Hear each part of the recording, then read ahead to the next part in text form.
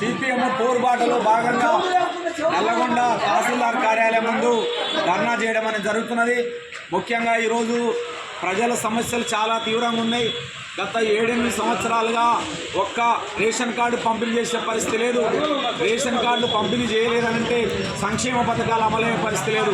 అర్హత ఉన్నప్పటికీ కూడా మీరు ఎందుకు పంపిణీ చేయలేదని చెప్పి ఇలా ప్రజలు అడుగుతున్న పరిస్థితి ఉన్నది. అట్లాగే పెన్షన్లకు సంబంధించి 2000, 4000 చేస్తున్నారు, కనీసం అది చేయలేదు. చేయకపోగా అర్హత ఉన్నటువంటి వాళ్ళు ఒక వితంతువులు ఎవరైతే ఉన్నారో భర్త చనిపోయినటువంటి వాళ్ళకి 7 సంవత్సరాలుగా పెన్షన్ ఇవ్వడం లేదు. ఇది చాలా అన్యాయం.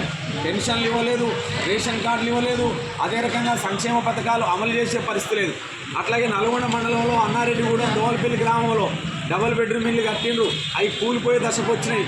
ఇండ్లు మాత్రం పంపిణీ చేయట్లేరు. ప్రభుత్వ సొమ్ము దుర్వినియోగమైన ప్రభుత్వం ఎందుకు ప్రజలకు ఇండ్లు ఇస్తలేదనంటే జవాబు లేదు. ఇండ్లు పంచేటువంటి పరిస్థితి లేదు. అదే రకంగా మీరు ఇచ్చినటువంటి వాగ్దానాలు 6 గ్యారెంటీల 11 గ్యారెంటీల ఏ ఒక్క గ్యారెంటీ అమలు అయితే లేదు. గ్యాస్ సబ్సిడీ వచ్చే పరిస్థితి ఎక్కడ కనబడతలేదు. రైతులకు రుణమాఫీ అన్నారు, 2 లక్షల వరకు రుణమాఫీ చేస్తున్నారు, ఇంతవరకు రుణమాఫీ చేయలేదు. రైతు బంధు వేస్తామన్నారు, రైతు బంధు కూడా 1 ఎకరం 5 ఎకరాల 10 ఎకరాలు వేయలేదు. ఇంత అన్యాయంగా ప్రభుత్వ పరిపాలన కొనసాగుతున్నది. గత ప్రభుత్వం అదే రకంగా పరిపాలన కొనసాగిస్తే దానికంటే భిన్నంగా ఉంటుందండి ఈ ప్రభుత్వం ఉంటుంది. అదే రకంగా నల్గొండ మండలంలో సుమారు 2 నుంచి 3 వేల ఎకరాల వరి పంట ఎండిపోయింది. ఇవాళ అప్పాజిపేట కానీ, దోమలపల్లి కానీ, దొనకల్లు, కొండారం, కంచనపల్లి, బుద్ధారం ఇటు పట్టే ఉన్నటువంటి గ్రామాలలో మొత్తం రైతులకు సంబంధించినటువంటి వరి పంట నిట్ట నిలువున ఎండిపోవడం జరిగింది.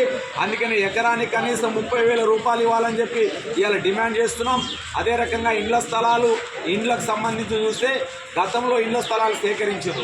ఆ ఇళ్ల స్థలాలు సేకరించిన దాంట్లో చెత్త డంపింగ్లు పెట్టడం, అట్లాగే చెట్లు పెంచడం తప్ప పేదవానికి ఇండ్లు ఇవ్వమని అడగలేదు. మేము అప్పాజిపేటలో ఇళ్ల స్థలాల భూమి పంచాలని గుడిసెలేస్తే ఎంఆర్ఓ ఎస్ఐ తగలబెట్టడం జరిగింది.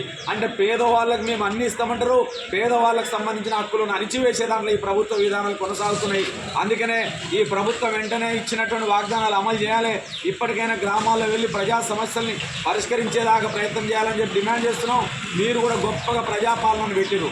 ప్రజాపాలనలో ఇచ్చిన దరఖాస్తులన్నీ బుట్టదాకలేని ప్రజాపాలనలో ప్రజలందరూ కూడా ఎంతో ఆశతోటి అందరూ లైన్లు కట్టి ఉదయం నుంచి సాయంత్రం దాకా ఉండి మీకు ప్రజాపాలన దరఖాస్తులు ఇస్తే ఎక్కడున్నాయో చెప్పాలి ఆ ప్రభుత్వం.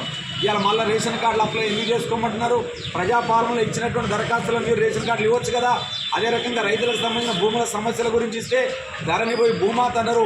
ఇప్పుడు గత సంవత్సర కాలంగా 1 ఎకరం భూమి కూడా పరిష్కారం చేసే పరిస్థితి లేదు. రెవెన్యూ యంత్రాంగం కానీ ఇతర అధికారులు కానీ ఒక్క పని చేయకుండా నిమ్మకు నీరెత్తినట్టుగా కూర్చుంటున్నారు. మొత్తం కూడా ప్రజా సమస్యలు పరిష్కరించేదానికి లేదు. కాబట్టి సిపిఎం పార్టీ డిమాండ్ చేస్తున్నది ఈరోజు ఎంఆర్ఓ కార్యం తహసీల్దార్ ముందు మరి ధర్నా చేయడమే కాదు, 20 నాడు కూడా పెద్ద ఎత్తున కలెక్టర్ ఆఫీస్ ముందు ధర్నా జరగబోతుంది. కాబట్టి జయప్రదం చేయాలని చెప్పి ప్రజల తరఫున కోరుతా ఉన్నా.